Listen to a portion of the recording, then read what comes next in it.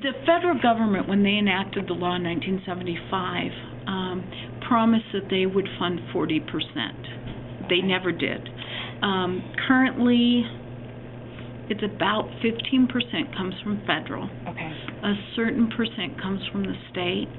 But in Colorado, and again, Wyoming is different, Illinois is different, but in Colorado, most of the funding comes from the school district. And again, I think last time I heard, and this is several years ago, that's about 75% of the funding comes from individual school districts. So when you talk, you're hearing like right now, Adams 12 is cutting $24 million. Yeah. We've seen a cut. As I said, we used to have a full-time social worker at all the high schools. That position is now gone. Speech-language time has been cut. Para support has been cut. So yes, it very much impacts individual students when we have these budget cuts. Have you seen those effects? Okay. Oh yeah. Yeah.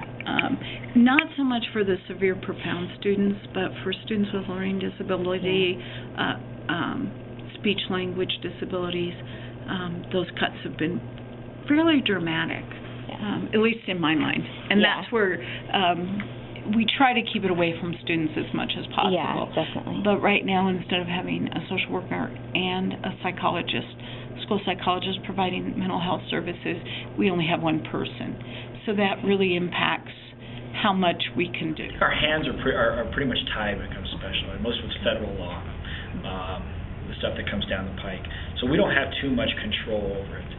The one thing that I think bothers me the most, or the biggest problem I see confronting special education, is the lack of funding.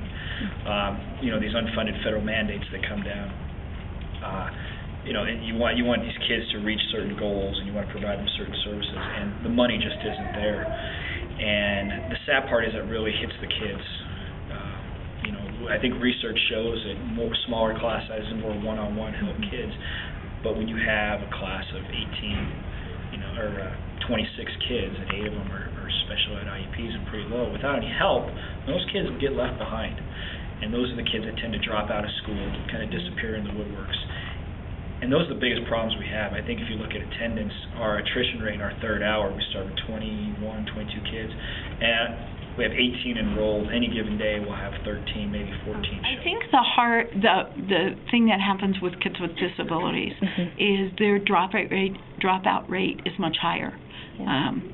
Last I heard, and I haven't seen statistics for the last few years, the graduation for kids with disabilities is 50%, which is significantly less than kids who don't have disabilities. And I think school just gets hard. Yes.